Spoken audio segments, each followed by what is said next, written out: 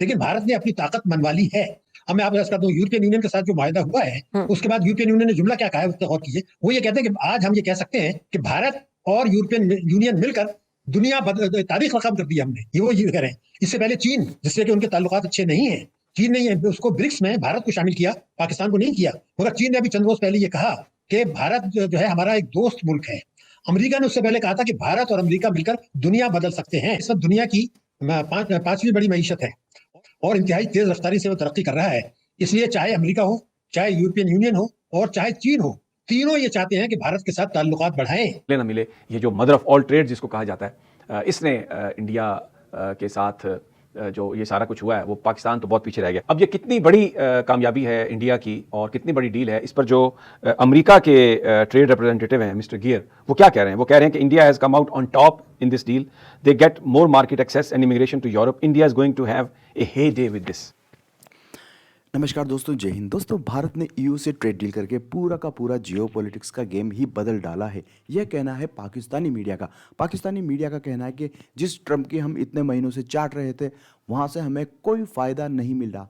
उल्टा हमारा textile industry जो यूरोप में 12% के लगभग एक्सपोर्ट होता है, वहाँ पर ज़ीरो टैरिफ डील करके भारत ने हमारी टेक्सटाइल इंडस्ट्री पे वो चोट करी है कि सालों तक हमें याद रखा जाएगा।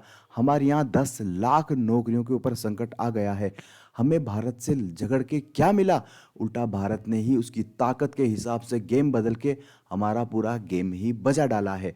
अब पाकिस्तान का कहना है कि भारत का टेक्सटाइल इंडस्ट्री सीधे ज़ीरो टैरिफ पर यूरोप में अपना सामान भेज पाएगा, ना सिर्फ कपड़ा बल्कि दूसरे सामान भी, बासमती चावल भी।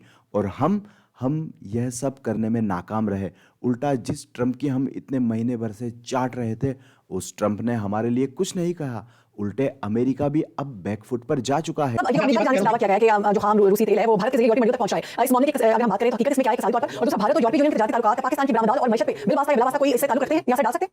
बात देखिए, पहली बात तो ये है कि दुनिया समझ रही है कि यूरोप कर रहा है, लेकिन अमेरिका भी ये समझता है कि अगर भारत इतनी बड़ी मैशत है कि अगर वो यूरोपियन यूनियन या चीन से मिल जाए तो अमेरिका के मफादात मुतासिर होते हैं। अगर भारत चीन से मिल जाए तो अमेरिका यूरोपियन दोनों के मफादात मुतासिर होते हैं। तो ये तो होगा दुनिया में, वहाँ भारत को कोई दबाव में नहीं ला सकता जब तक वो दबाव में लाना चाहे। इसलिए जो बड़ी मैशत है यही हुआ पाकिस्तान में भी है। अभी जो यूरोपियन यूनियन के साथ वायदा हुआ है, अगर हमारी कॉस्ट हमारा एक्सपोर्ट जो है वो पहले ही मुश्किल का शिकार है। ये बात मैं आपको क्यों कह रहा हूँ? इसलिए कह रहा हूं कि मैं आपको फिगर देना चाहता हूँ। 2011 से 2025 तक अगर आप देखें, हमारी जो बरामदात बढ़ी है वो सिर्फ $7 बढ़ी है, $7 मिलियन, और हमारी रेमिटेंस जो बढ़ी है वो बढ़ी है $27 तो आपकी बरामदात को तो आप कोशिश नहीं करें, हम बरामदात को तरजीह दें, रेमिटेंस ना दें। दूसरी बहुत बड़ी बात है जिसकी पाकिस्तान में बात करते हुए शर्मा रहे हैं और दुनिया में कोई मिसाल नहीं है। ये बात मैं इसलिए कह रहा हूं कि जो अभी मैं फिगर दूंगा, अगर उसको ठीक कर लें तो हमारी मैशत की शरह नमूद है वो 3% के बजाय 6 से 7 या 8% तक हो जाएगी। वो कह रहा है मैं आपको बताऊं, इस वक्त पाकिस्तान में तमाम बैंक्स हैं वो 13,500 अरब रुपए के उन्होंने कर्ज दिए हैं, 13,500 अरब के, लेकिन जो उन्होंने सरमायाकारी की है। दरमियान तय पाने वाला फ्री ट्रेड एग्रीमेंट है, जिसे दोनों फरीक मदर ऑफ ऑल डील्स और तारीखी मुआहदा करार दे रहे हैं। और ये मुआहदा 2 दहाइयों से डेडलॉक का शिकार था, मगर अब तय पा गया है। इस मुआहदे के जरिए 27 ममालिक पर मुश्तमिल यूरोपीय यूनियन और ट्रम्प के 50% टैरिफ से मुतासरा भारत अपनी अपनी मार्केट्स में एक दूसरे की मसनूआत पर बड़ी हद तक टैरिफ्स में कमी करने पर मुत्तफिक हो गए हैं और दोनों के दरमियान फ्री ट्रेड एग्रीमेंट तय पा गया है। यूरोपीय यूनियन और भारत के मुआहदे के मुताबिक 27 यूरोपीय ममालिक में भारतीय टेक्सटाइल मसनूआत समेत कई दीगर मसनूआत पर टैरिफ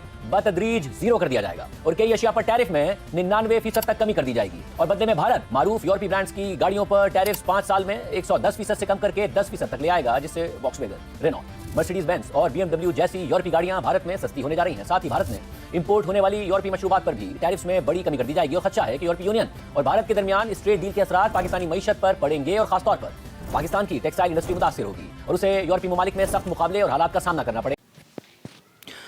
दोस्तों, अधिकतर लोगों को ये पता नहीं कि पाकिस्तान का जो एक बहुत बड़ा हिस्सा रेमिटेंस के तौर पर आता है, यानी कि निर्यात के तौर पर आता है, वो इसकी जो टेक्सटाइल इंडस्ट्री है उससे आता है। पाकिस्तान का कपड़ा काफ़ी अच्छा होता है, इसमें कोई डाउट नहीं है। ये अमेरिका में निर्यात होता है और यूरोपियन देशों में भी निर्यात होता है। यूरोपियन कंट्रीज़ ने बहुत पहले से पाकिस्तान को मोस्ट फेवरेट नेशन का दर्जा दिया हुआ था और इनके ऊपर काफ़ी कम ड्यूटी लगती थी। यही वजह है कि पाकिस्तान का कपड़ा अच्छा खासा अमेरिका और यूरोप में निर्यात होता था।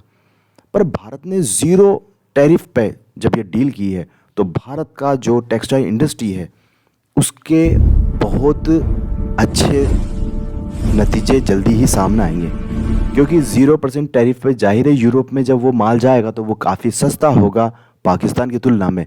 हमें यह बिल्कुल नहीं भूलना चाहिए कि भारत ने अपनी टेक्सटाइल इंडस्ट्री इतनी ज़्यादा डेवलप नहीं की, क्योंकि बांग्लादेश के पास हमने बांग्लादेश को सपोर्ट किया था।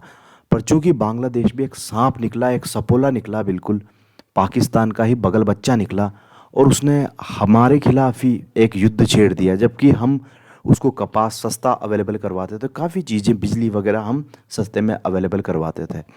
अब यही कारण है कि बांग्लादेश में जो उसकी टेक्सटाइल इंडस्ट्री है उसका काफ़ी बड़ा हिस्सा वो यूरोप भेजता है। लेकिन अब चूंकि ज़ीरो टैरिफ पर ये डील हो चुकी है, तो अब बांग्लादेश और पाकिस्तान दोनों की सिट्टी बिट्टी गुम होने वाली है। और ख़ासकर दोस्तों, पाकिस्तान से भी ज़्यादा बांग्लादेश को हमें सबक सिखाना चाहिए, क्योंकि ये वो बांग्लादेश है जिसके चक्कर में हमने इनकी लड़ाई लड़ी और बदले में इन्होंने हमें ही गालियाँ बकी, और तो और हमारे चक्कर में वहाँ के निर्दोष हिंदुओं का भी कत्लेआम किया। जय हिंद दोस्तों।